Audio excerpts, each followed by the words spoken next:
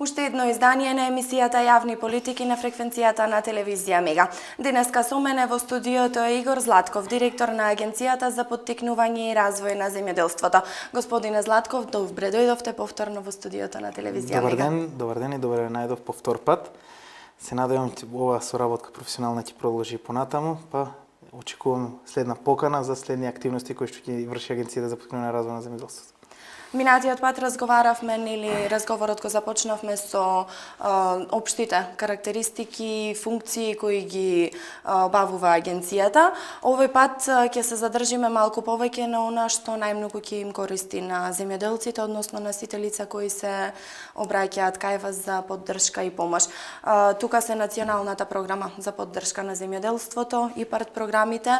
Најпрво, кажете ни што се им стои на располагање на земјоделците. Да. Националната програма започна од месец февруари, во која што уште попозната кај народот како 50-50, но тоа ќе треба во нареден период да се преформулира, затоа што веќе не е 50-50, поголем дел од подрачјата ги исполнуваат критериумите како неразвиени рурални подрачја за повраток на инвестиција од 75%, што значи ќе се преформулира како 75-25%, при што почетна инвестиција ќе има повраток од 75%. Тоа е само за они неразвиени рурални подрачја кои што со табеларен приказ од Министерството за земјоделство, шумарство и водостопанство се достапни кај нас во агенцијата, па можеме на секој апликант, а и тоа го и правиме, да им објасниме кој е почетниот повраток на инвестицијата при самото аплицирање.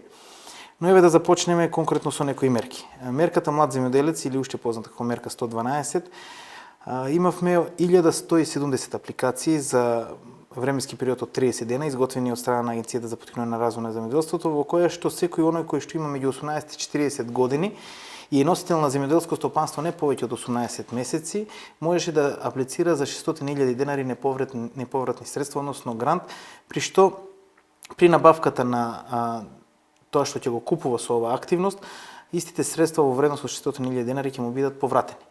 Значи, начинот е аплицирање, добивање на решение за набавка, па потоа сам инвестира 100%, но истото му се враќа 100% назад на трансакциона сметка, односно износот на финансиските средства.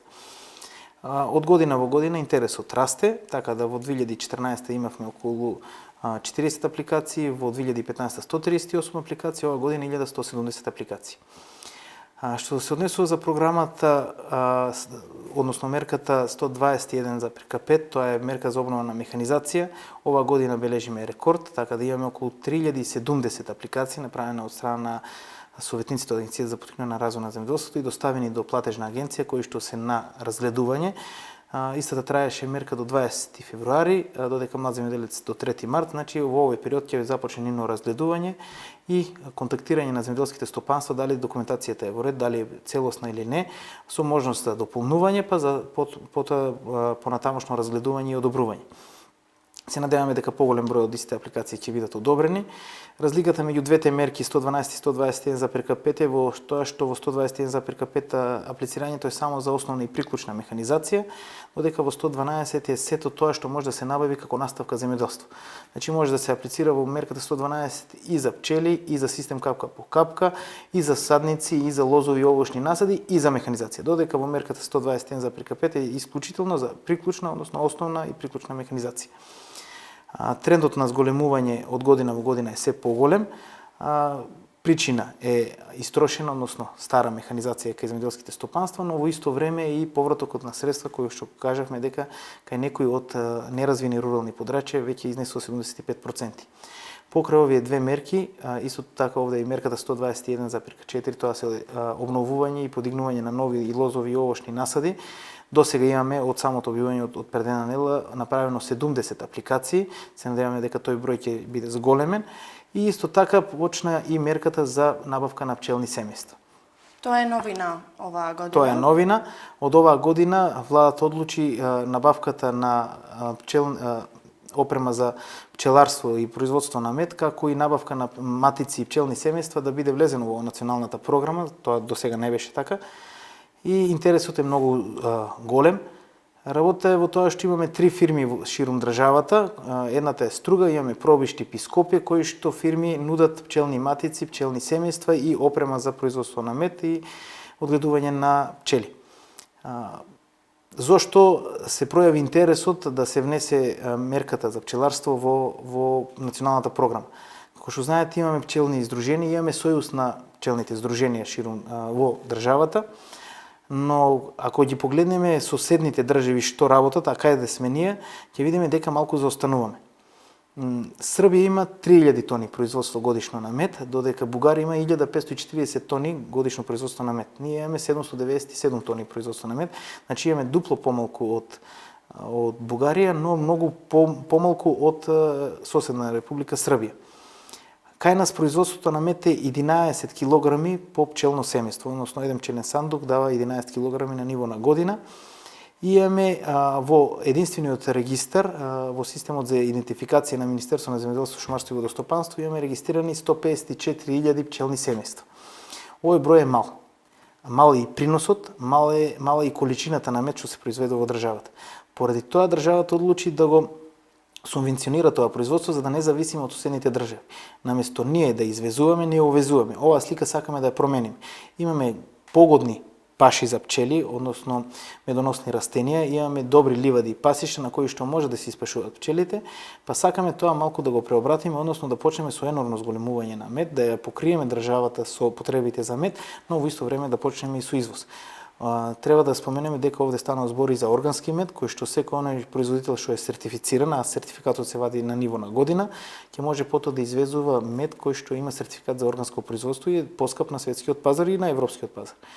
Па оваа слика се надам дека за кратко време ќе се смени, затоа што голем број што е на мое големо задоволство е што младите луѓе веќе започнуваат со производство на мед, а не како порано само стари луѓе да се занимаваат. Мислам дека тоа ќе вроди со некој исход, посебно со мерката што се објави сега во последниот период и истата мерка ќе продолжи и понатаму. Со оглед на тоа дека и во мерката млад земјоделец имаше заинтересираност за субвенции за пчеларството, колкав број очекувате да има заинтересирани? Па мислам дека над 300 ќе има сигурно апликации. Овде треба да кажеме дека доста интересен факт е и субвенционирање по презимено пчелно семејство, кое што е 600 денари од едно пчелно семејство. Ова е дополнителен фактор да почнат луѓето да се занимаваат со ова производство и не е трудоинтензивна работа. Значи имаме само преместување на пчелните семејства од место каде што може да се испашуваат пчелите на некое друго место и нега и хигиена околу одгледувањето на пчелните семејства. Го споменавте и системот капка по капка. Земјоделците исто така можат да аплицираат за набавка. Колкава беше досега заинтересираноста? Ги воведуваат ли тие системи и колку уште треба да се подобри? Досега систем капка по капка беше проект на УСАИД заедно со Министерство за земјоделство, шумарство и водостопанство, каде што при аплицирање на земјоделецот за неколку хектари покривање со систем капка по капка, тој ќе платеше само околу 500 евра основни трошоци, од кои сето друго му беше покриено од страна на проектот. Поради зголемениот интерес на апликации, државата одлучи да го воведе системот капка по капка во националната програма. Системот започна, односно системот на аплицирање веќе е отворен од денес, со што земјоделците ќе можат веднаш да се обратат до советниците од Агенцијата за поткрепување на развој на земјоделството да почнат веднаш со апликации. За што станува збор? Системот капка по капка е воведен од страна на Израел, при што поради економско заштедување на водните ресурси одлучиле да спроведат ефективно искористување на водата. Тоа значи капка вода да падне на место каде што е најмногу потребно, а тоа е до стеблото, односно коренот на растението. Во државата ние имаме 509.000 хектари обработлива површина. Од тие 509.000 хектари, 120.000 хектари се подсистеми за наводнување, но од тие 120.000, 79.700 хектари се наводнуваат. Значи дел, иако имаат систем за наводнување, се уште не се наводнуваат. Но од тие 79.700 поголемиот дел се наводнуваат со системи за наводнување како што се бум-бум, тифони или пак со традиционалното наводнување, односно во бразда или во самата нива по земјата. Овие се стари методи. Затоа се препорачува систем капка по капка, кој што е поусовршена технологија за поефективно искористување на водата. Доколку секој оној што аплицира има добитно решение, односно одобрување за набавка, меѓу 50 и 75% од набавката на системот капка по капка ќе му биде повратен. Тоа значи дека доколку му вреди 10.000 евра целиот систем за покривање на целата површина, 7.500 евра ќе му бидат одобрени назад средства од страна на државата. Многу исплатливо, за многу добар, ефикасен систем и ефективен систем за наводнување. Со мала количина на вода може да добие добар принос, но да споменем дека во самото наводнување, односно иригацијата, може да се дополни со вештачко ѓубре, кое што се раствара во водата и тој веќе систем понатаму се вика фертиригација, при што со наводнувањето се додава и храна за растенијата. Колкава е заинтересираноста? Од денес започнуваме со мерката, ако судиме според тоа колку луѓе си имат сега веќе се јавено информирале. и се заинтересирале, мислам дека ќе има голема бројка. Паралелно со тоа што веќе USAID има, проектот USAID има направено табела со заинтересирани, нашите советници веќе имат направено листа на заинтересенти. Сега само ќе ги информираме дека мерката е започната, така да само да се започне со апликација. Ги кажавме кои се мерки можат за кои се мерки можат да аплицираат земјоделците. Меѓутоа, кои се услови треба да ги исполнуваат и кај вас треба нели да се обратат за помош? Кажете ми во однос на документација што се им е потребно. Во националната програма единствена разлика со ИПАРД програмата е бројот на неопходни документи за аплицирање. Во ИПАРД програмата имаме 14 документи, додека во националната програма имаме 3 документи. Покрај површинските капацитети во националната програма, тоа се 15 декари, односно 1,5 хектари површина за житни култури и 5 декари, односно 0,5 хектари за тутун. Друго потребно е само документ дека е заведен во единствениот регистар на земјоделски стопанства, во Министерството за земјоделство, шумарство и водостопанство, како и решение издадено од истата институција. После тоа настанува електронско аплицирање, што е новитет. Од претходната година се започна како пилот проект, но веќе е во мерка, односно веќе стапи на сила. Се покажа како успешно и сите апликации од сега натаму ќе одат електронски. Покрај електронското аплицирање, потоа во хард копи истите документи се доставуваат до платежна, кое што може да се изврши и покасно. Со националната програма, покрај површинскиот капацитет, кажавме дека освен решение и евидентирање во ЕРЗС, ништо друго не е потребно. За таа разлика, па во ИПАРД програмата имаме 14 документи, но и тие не се многу документи, затоа што порано беа 25. На секој ИПАРД комитет пробуваме како да ги намалиме бројот на потребни документи за аплицирање, но исто така заврши ИПАРД 1 компонентата, па на последниот ИПАРД комитет ја спроведовме, односно го официализиравме почетокот на ИПАРД 2 компонентата. Истиот се очекува да започне на 15 јули, при што покрај како до сега што беше наведено лозари, овоштари, градинари и сточари, ќе може да аплицираат и сите оние кои што занимаваат со поледелство. Овде влегува житни култури, индустријски и фуражни култури, односно сите култури што се произведуваат во државата, освен тутунот. Тутунот, според стратегијата на Светска здравствена организација за против пушењето и Европската унија за намалување на пушењето, го избегнуваат да го субвенционираат преку ИПАРД, па така и нашата држава нема да ги покрие тутунопроизводителите. Затоа истите тутунопроизводители се влезени во националната програма, каде што е повраток 75%. Сега околу ИПАРД 2 компонента да споменеме дека покрај поледелците има некои други измени во споредба со ИПАРД 1 компонентата, тоа е дека почетната инвестиција порано беше 50%, сега е 60%. Значи на 10.000 евра инвестиција, порано имаше почетно одобрување од 5.000 евра, сега имаме веќе стартни 6.000 евра, но за секој оној кој што е меѓу 18 и 40 години, повратокот се зголемува за плюс 5% и за сите оние кои што се со регистрирано земјоделско стопанство над 700 метри надморска висина има дополнителни 10%. Тоа значи дека ако земјоделското стопанство е на место кое што е планинско со над 700 метри надморска висина, може на почетни 10.000 евра инвестиција 7.000 евра да му бидат вратени. Може да се аплицира за основна и приклучна механизација, но кои се тие критериуми што треба да ги исполнуваат? Покрај документација, односно имотни листови, катастарски исцртани парцели, аплицирање преку советниците на Агенција за поткрепување на развој на земјоделството, каде што 4 документи се вадат од кај нас, вклучувајќи технички предлог, проект, деловен план и така натаму, односно барање. Да споменеме дека градинарите може да аплицираат со 0,5 хектари градинарски култури на отворено. Сите оние кои што се занимаваат со стакленичко производство и оранжери, им е потребно 0,1 хектар. Сите оние кои што се занимаваат со лозови и овошни насади, како и пластеници, е со 0,3 хектари и поледелците со 1 хектар. Сточарите се по истата мерка, по однос на број на грла, во зависност од тоа за која стока станува збор, и површина која што соодветствува на број на грла во самата мерка. Покрај мерката 101 во ИПАРД, да споменам дека имаме измени и во мерката 302, тоа е диверсификација на рурални места, каде што порано беше почетна повратна инвестиција 50%, сега е 65%. Немаме измени само во мерката 103, тоа е изградба на производни капацитети, односно откупни и преработувачки капацитети, каде што мерката, односно повратокот на инвестицијата во оваа мерка е се уште 50%. Го споменавте електронското аплицирање. Дали земјоделците веќе се регистрираа? Дали го зедоа кој е тој начинот тек на пријавување? кој е начинот на електронско аплицирање? Секој земјоделец треба да се отвори имејл адреса која што може да се отвори преку советниците од АПРЗ или пак преку вработените од Министерството за земјоделство, шумарство и водостопанство. Со отварање на мејл, апликацијата вршиме ние, но на мејл, на неговиот мејл ќе му дојде одговор на мејлот дека документите се примени и дека разгледувањето на податоците, односно на документацијата е во тек. Сите оние кои што не можат тоа да го направат, можат слободно кај нашите советници да се дојдат со својата имејл адреса и пасворд, односно лозинка за отварање на имејл адреса, при што ќе му биде прочитано што е тоа што му е наведено од страна на платежна агенција како одговор и што треба да спроведе понатаму.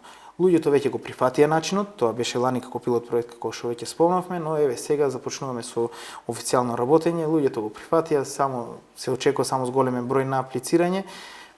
Се вроди со успех, многу побрзо е начинот на аплицирање, наместо да имаме печатење на документи, што е потрошок на хартија, па испраќање, што е потрошок на време, па дали се изгубили документи, дали се стигнати, дали се архивирани или не се качили од архива до некое друго место, сега веќе нема на тоа избегнување, затоа што со електронското аплицирање мора да се добие одговор на мејл адресата. Уште еден значаен проект минатата година го спроведовте, меѓутоа и оваа година во соработка со осигурителните компании имате една акција за промовирање на осигурувањето на земјоделските посеви. Да, се уште бројот на заинтересирани за земјоделско осигурување на ниво на држава е многу мал.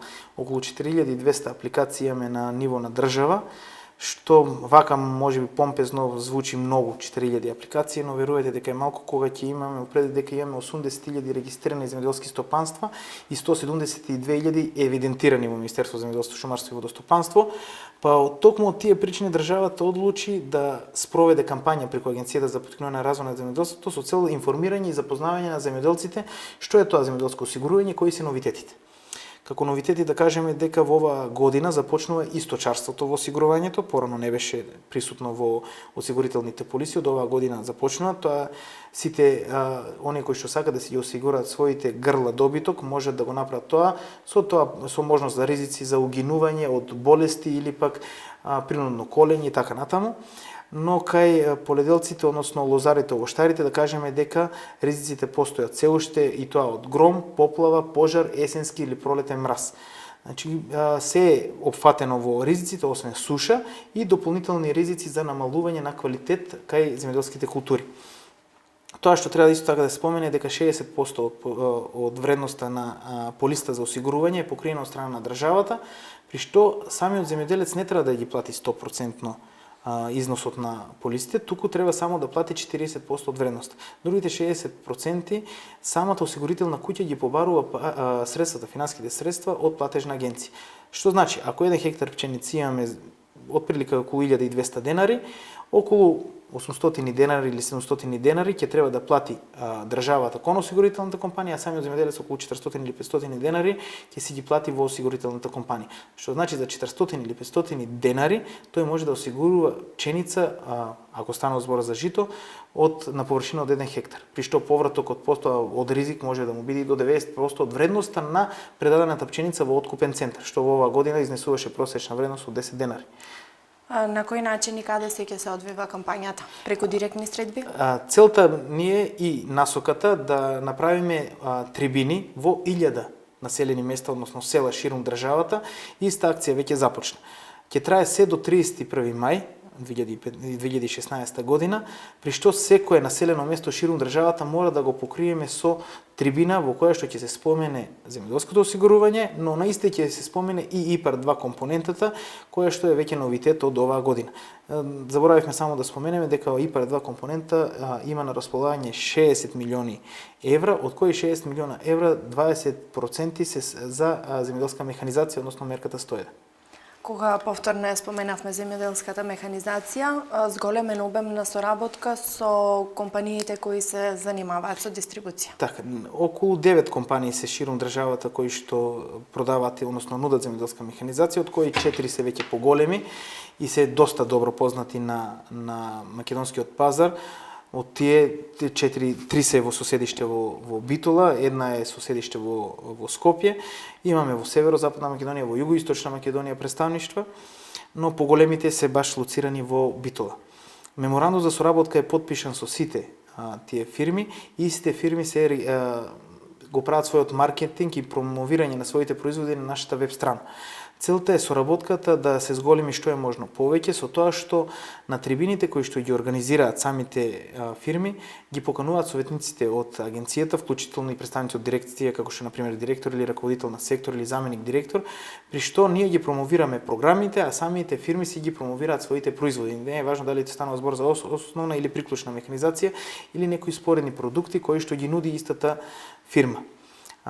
Со овој маркетинг, односно презентирање на своите производи на отворено, се запознаат земјоделците со што е тоа што се нуди во самите фирми, а не како порано да треба да се подели некоја брошура со производ, па да нема физички опипано, односно почувствувано земјоделецот што е тоа за што сака да аплицира. Сега самите можат да го пробат тоа на саем на отворено, како што ги велат самите фирми, што се организираат ширум државата, се чека само малку подобро временски услови затоа што се прават на отворено и ќе почнеме повторно кампања со истите фирми со цел да ги запознаеме ширум државата, секој населено место го посетуваме со тоа што не се во секое населено место прави саем на отворено, се групираат повеќе помали села со цел да бидат лоцирани на едно место каде што имаме доволно површина да се тоа презентира или самата механизација да биде тестирана.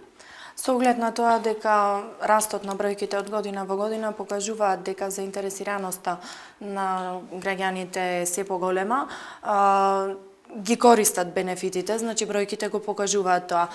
Дали сметате дека останува некое поле на работа каде што се уште треба да се поработи за да се подобрат? Да, единствена слаба карика во синџирот во земјоделството во Република Македонија според мене е сточарство. Сточниот фонд ни е во благо опаѓање, но тоа ќе се промени со субвенциите што се доделуваат за грлодобиток.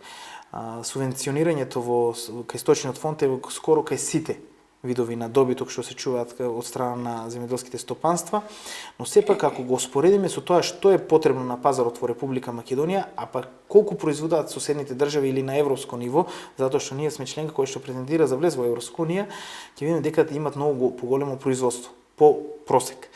Ние сме тие што треба да го промовираме новиот начин на производство, затоа и дел од советниците на АПРЗ ќе бидат испратени на обука во европски држави, каде што ќе видат таму што е тоа таму што се произведува на полесен, поедноставен начин, а во исто време дава поголем ефект. Еве, на пример, некој на телевизија имаше дека во Австралија нема потреба при производство на пчели, односно на мед, да се вадат рамките од пчелните сандуци, па да се префрлаат во центрифуги, па да се вади медот. На исто место се прави, каде што е самиот сандук, во исто место се процедува и медот. Значи, такви новитети треба да се донесат тука со цел да имаме зголемување на производството и да имаме поголем ефект при производството. Да не заборавиме да ги споменеме демонстративните опити. Минатата година имаше добри резултати, оваа година на што се ќе бидат спроведени? Да, демонстративните опити се дел од програмата за работа на Агенцијата за поттикнување на развој на земјоделството, при што секоја единица, регионална единица, а на број се 36 регионални центри ширум државата, се задолжени минимум по еден демонстративен опит да постават. Доколку има во една регионална единица 3 советници, односно тројца вработени, тие можат сите индивидуално секој посебно да се направи демонстративен опит, но можат и колективно да се соберат и да дадат идеја, предлог или и акција за поставување демонстративен опит. Демонстративниот опит ќе покаже новитет на поставување на парцела, може и да станува збор за фарма, при што тоа што е ново, тоа што е ефективно и што се случува негде на друго место во Македонија или пак во некој дел од Македонија кај што не се запознаени земјоделците од некој друг крај на Македонија, да им биде презентирано самите земјоделци. Тоа значи дека советникот ќе треба да ги покани сите тие земјоделски стопанства за кои што ќе биде задолжен да координира, односно да работи со нив, да ги покани да им го покаже што е тоа што е направено во демонстративни опит. Например, лани имавме опит со куртовска капија, подобрена куртовска капија во соработка со земјоделски факултет. Потоа имавме 7 сорти нови хрватски на пченица кои што беа поставени во битола и истите за време на презентирање пред жетва беа поканите од страна сите земјоделци беа поканите од страна на Агенција за поттикнување на развој на земјоделството во соработка со Биспромен, кои што на лице место го видоа приносот од тие 7 сорти кои што се донесени од Хрватска и може да ги споредат со сортите кои што ги произведуваат самите. Агротехника се разбира дека не мора да бидат идеални услови, но да бидат применети основни агротехнички мерки кои што се задолжителни за производство на жито.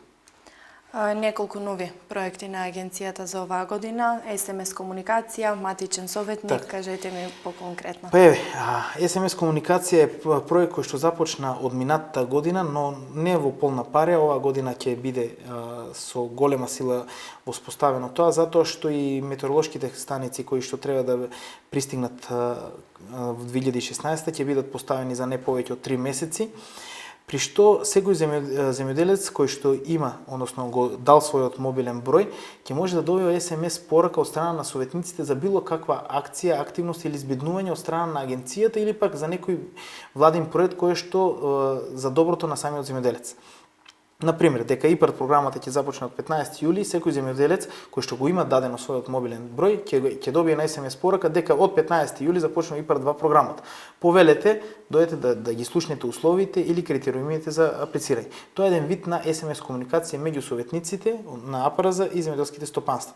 Кога веќе спомнавме за агрометеоролошките станици, да кажеме дека и тие работат на СМС комуникација, со тоа што базата на податоци се наоѓа во Австрија, и секој земјоделец кој што ќе биде регистриран на тие метеоролошки станици по СМС комуникација ќе добива можност, односно информација за можност од било какво невреме или пак услови за временска прогноза во наредните неколку дена. Со тоа што доколку добие порака дека во наредните 2 дена ќе има врнежи од дожд, тоа значи самиот земјоделец знае дека не треба да излезе на нива и да почне да третира со било какви пестициди, затоа што истите ќе бидат промиени од страна на дождот.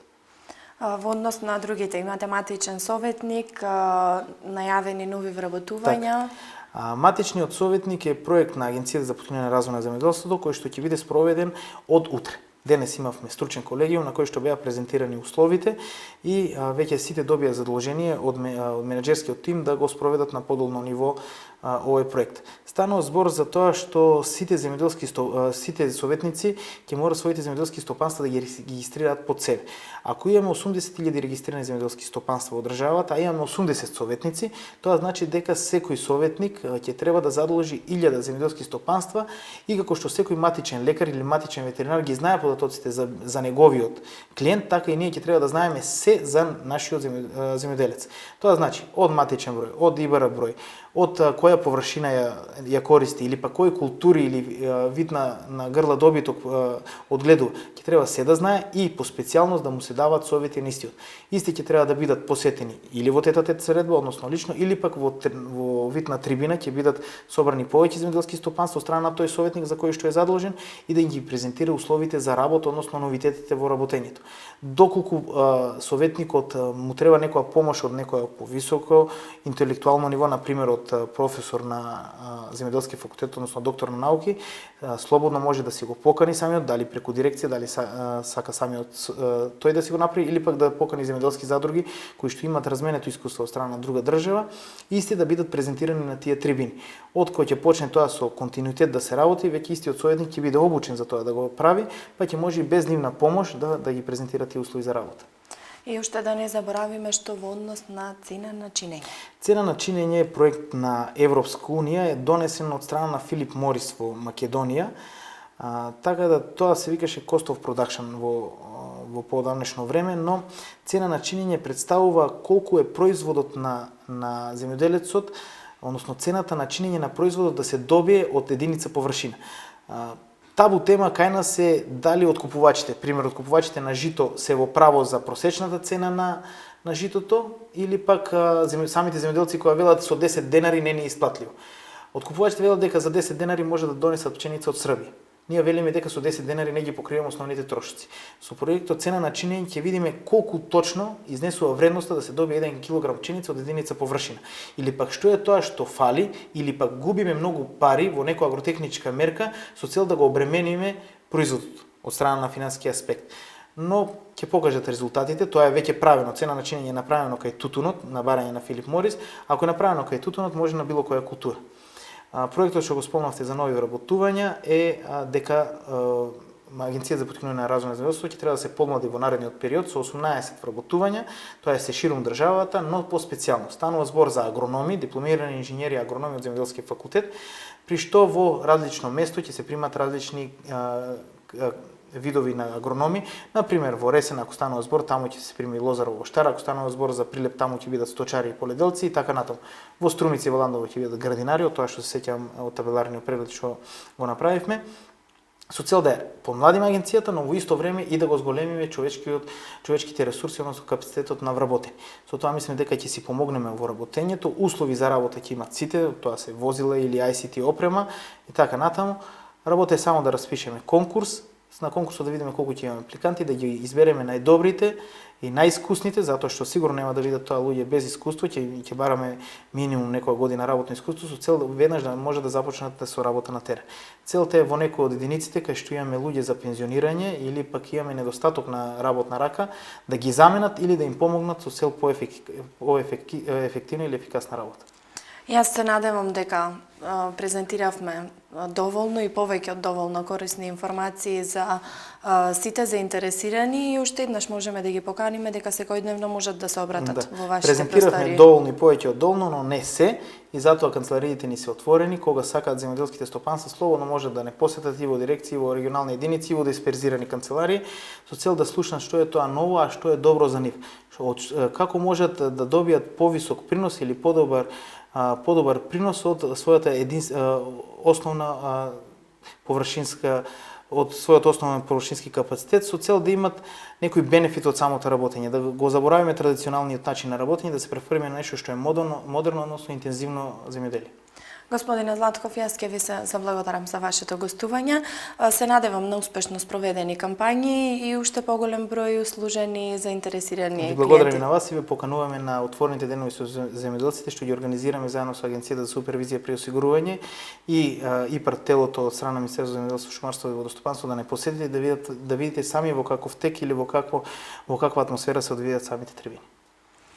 Почитувани гледачи, тука е крајот на уште едно издание на емисијата Јавни политики. Се надевам дека сите овие информации беа корисни за вас. Ви благодарам за вниманието.